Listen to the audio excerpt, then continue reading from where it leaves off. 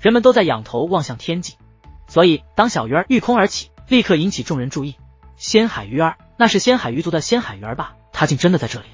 一时之间，各方人马议论纷纷。可小鱼儿却看向高空，神柏，你闹够了没？而小鱼儿此话一出，竟立刻得到了虚空之上那神秘人的回应：鱼儿，你果然在这呀！你先别急，待本神收拾了这个不知死活的老东西，便带你回去。闻言，所有人都倍感意外，没有想到这个强大的神秘存在竟与小鱼儿相识，并且当那位看到小鱼儿之后，就连语气都变了。很显然，二人关系非同一般。就连虚空之上已经断了一臂的赵道斌，都是不由得看向了小鱼儿。够了！小鱼儿再度开口，竟是以命令的口吻，这让人们都替小鱼儿捏了一把冷汗。那等狂妄的存在，小鱼儿竟敢如此姿态语气讲话。可令人意外的是，那神秘人很快给予了回应，并且态度极好。好，知道了。枪！话音落下，一道金光直奔欧阳天族的封天大阵飞射而来。那狱宗毫无办法的封天大阵，在金光面前仿佛是纸糊的一般，直接便被那金光洞穿。但很快，那金光又转化为一股吸力，笼罩了小鱼儿。人们反应过来之时，小鱼儿已被金光带离了此地，进入了星空之中。蝼蚁们别想逃，本神很快就会回来收拾你们。那神秘人的声音再度响起，但那巨大的金色雕像却开始消散。那位似乎是真的离开了。见此情形，各方人马立刻快速的离开。而赵道斌也不顾断臂，任由血液不断渗出，而是望着远处的方向，眼中尽是不甘与翻腾的怒火。相比于其他人，他能感受到那神秘人离去的方向。此刻，小鱼儿来到了一辆金色的战车之上，战车没有任何器物牵引，但却速度极快。说来也巧，神体天河是距离这太古沙海较近的天河，只不过这辆战车虽然前行的方向是神体天河，可具体的方向却并非是楚风他们遇到神族的金川上界，而是另外一个更为庞大的上界，名为平渊上界。这平渊上界不仅有神体天府的人马，还有着其他各方势力，乃是神体天河人口最密集的上界。对于这个方向，小鱼儿并不意外，他似乎早有心理准备。而在小鱼儿旁边还坐着有一名金发青年，他正是神族的神柏，也是先前与赵道斌交手之人。嘿嘿，鱼儿，那些蝼蚁被我吓坏了，你看到了吗？神柏笑嘻嘻地看着小鱼儿，很是得意。可小鱼儿却很是不悦，说好了出来不惹事的。原来是这神柏早有想出来的逛逛的想法，这才故意与小鱼儿演戏。其实是他放小鱼儿出来的，然后他再以寻找小鱼儿为由跟着出来。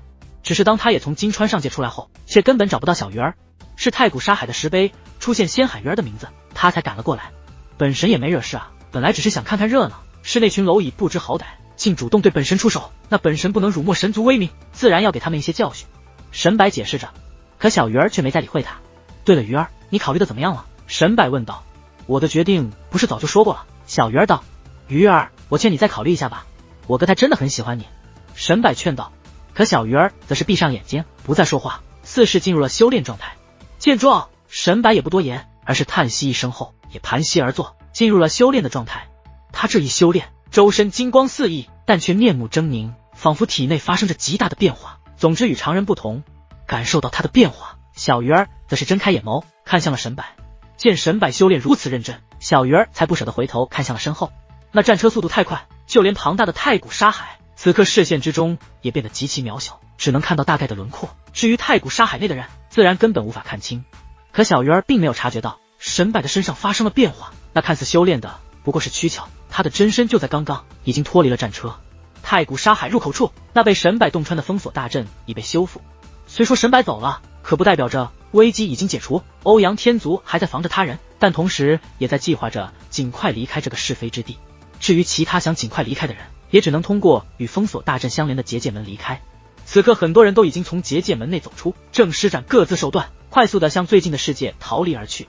而赵氏仙族的赵道斌依旧站在天际之上，依旧看着神柏离开的方向，尽管他早就什么都看不到了。仙海鱼儿既然已经出来了，楚风应该也出来了，不必与刚刚那个家伙赌气，应该趁机抓住楚风才是。别忘了我们来此的目的。一道暗中传音映入赵道斌的耳中，乃是芥木白。我赵氏仙族的名声，今日算是被老夫败坏了，他娘的就不应该让他走。赵道斌很是后悔自己没有果断一点，应该施展出全力去战胜对方。虽说之前犹豫也有他自身考虑，但当败局已定，那种憋闷的感觉让他难以接受。枪！可忽然间，耀眼的金光自远处浮现，数道金光碗如流星暴雨一般飞射而来，但速度极快，同时掠向多个方向。那些已经自太古沙海逃出之人，无论走了多远，无论逃向哪个方向，都被那金光斩杀。反应过来之后，所有人都是脸色大变。因为金光射出的方向出现了一道身影，这次不是金色雕像，而是神柏本尊。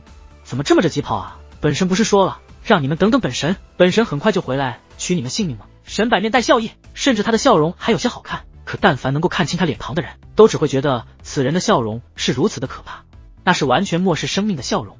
可相比于恐慌的众人，失去一臂的赵道斌却变得兴奋起来，他竟等来了改变结果的机会，回来的正好。兴奋至极，赵道斌竟放声大笑，随后掌心一翻，出现了一个玉瓶，随后玉瓶打开，一股强大的气息自玉瓶喷涌而出，竟引得天地变化。所有人都察觉到那玉瓶内蕴藏着强大的力量，而赵道斌竟将玉瓶内之物一饮而尽。这一刻，赵道斌面容没有变化，可周遭的空间都变得扭曲。紧接着，赵道斌便以单手提着神兵大刀奔着神柏冲了过去。他没有发动远程攻势，是因为知道神柏有着特殊的力量，远程攻势没用，靠近之后都会缩减战力。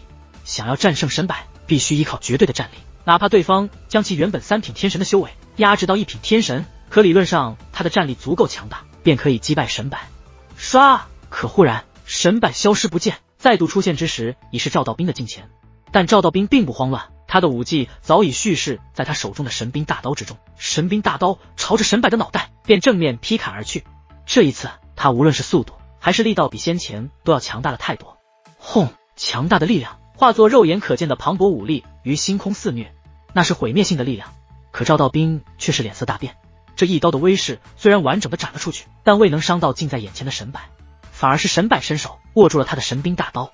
这一幕让赵道斌难以接受，因为他注意到神柏的手中还并没有出现神兵，可是他却是吞服了精炼过的太古神水。他已使出了全力，以为服用太古神水便能与本神一战吗？老东西，本神现在有事要做，没时间与你浪费了。神柏淡漠地看着赵道斌，随后他做出的举动让所有人都大跌眼镜。只见神柏手掌微微用力，咔嚓一声，那坚不可摧的神兵大刀竟被其捏成了粉碎。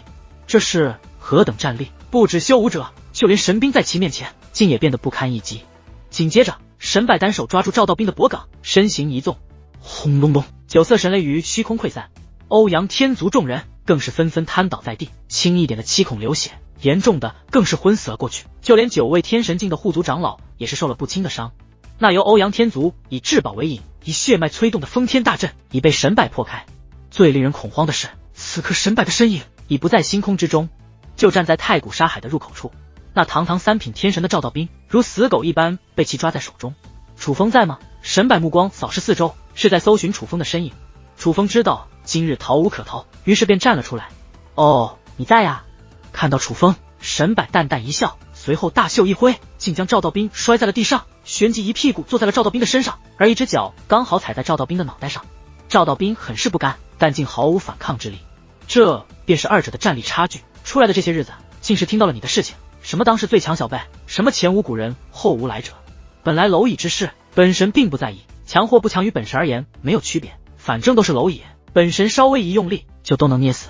但你这蝼蚁，当真是惹得本神生气。你竟与仙海鱼儿关系不错，你也配吗？神柏此话一出，一股磅礴的威压横扫天地，虽然没有故意压制众人，但那股气势却将许多人吓得赶忙跪地求饶，生怕被神柏所杀。闭嘴！吵得本神心烦。可只见神柏大袖一挥，顿时血雾喷溅，所有求饶之人都被其直接抹杀。见此一幕，那些原本想求饶的人被吓得一动不动，就连呼吸都不敢太大声。神柏再度看向楚风，眼神浮现出不悦。他故意没有直接压迫楚风，是想用气势将楚风吓得如其他人一样求饶。可偏偏这个他眼中弱小的家伙却是面色不改，但这不会让他刮目相看，只会令他愈加不爽。鱼儿呢？楚风问。鱼儿，你叫的倒是亲切，你也配这么叫他吗？神柏冷冽的目光看向楚风，这道目光若是落在其他人身上，就算不被直接吓破胆，也定会恐慌无比。可楚风的目光却凝视着对方，不仅丝毫不慌，反而同样冷冽。我再问你，鱼儿呢？楚风再度说道。枪！神柏手指一指，一道金光飞掠而出，直接洞穿了楚风的胸口。你找死！见状，龙木成宇、龙成宇、龙木熙等人皆是脸色大变，就连欧阳天族那些负伤的护族长老也是准备动手。可楚风却立刻抬手，全都不要动。楚风此话一出，虽然众人愤怒，但却也没有出手。其实他们也知道，连赵道斌都不是对方的对手，他们也是毫无胜算。就算出手，也只不过是临死前的挣扎罢了。眼见着自己手中的金光已洞穿楚风的胸口，可楚风却依旧面色不改，沈柏不由问道：“怎么，你真不怕死啊？”楚风不言，而是继续看着他，是在等待对方的答案。虽说小鱼儿说他们与神族是盟友，刚刚沈柏对小鱼儿的态度也确实极好，可是沈柏所表现出来的态度却让人很是不安，一切似乎都在向楚风心中那不安的预感走去。他很怕小鱼儿出事。至于沈柏一直盯着楚风，尽管不愿承认，但他也是确定，眼前这个名为楚风之人与其他蝼蚁不太一样。当他意识到身体的折磨无法对楚风造成伤害，他竟将那洞穿楚风胸口的金光收了回来，旋即用玩味的目光看着楚风：“你该不会真的觉得你配得上仙海鱼儿吧？不妨让你死的瞑目一点。”仙海鱼族想抱我神族大腿，仙海鱼儿便是仙海鱼族联姻的工具。什么仙族仙宗，与我神族眼中皆是蝼蚁，哪有资格与我神族联姻？但仙海鱼儿很幸运，我哥看上了他。记住，我哥叫做神医，他是你此生此世永远无法比拟的存在。他不仅是我神族最强的存在，也将是一统整个修武界的神。沈柏看着楚风介绍神医的时候，满脸的得意与自豪。楚风没有说话，但心中怒火已然翻腾。楚风早就察觉到小鱼儿不对劲，是有什么事情。而沈柏此刻说话所展现的神态，也不像是为了激怒楚风而故意编造出来的故事。楚风的不安被验证了。我听闻当今修武界出现了一个预言，说这是神之时代，而你们却还在争，真是一群无知的蝼蚁。这个时代的确有神，但那是我神族，与你们这群蝼蚁没有半点关系。仙海鱼儿能够嫁入我神族，便是他此生最大的机缘。对了，我神族还有一个传统，我们兄弟之间的妻妾是可以共享的，而我神族兄弟共有100人。虽说鱼儿名义上是嫁给了我的兄长，但实际上也算是我的女人。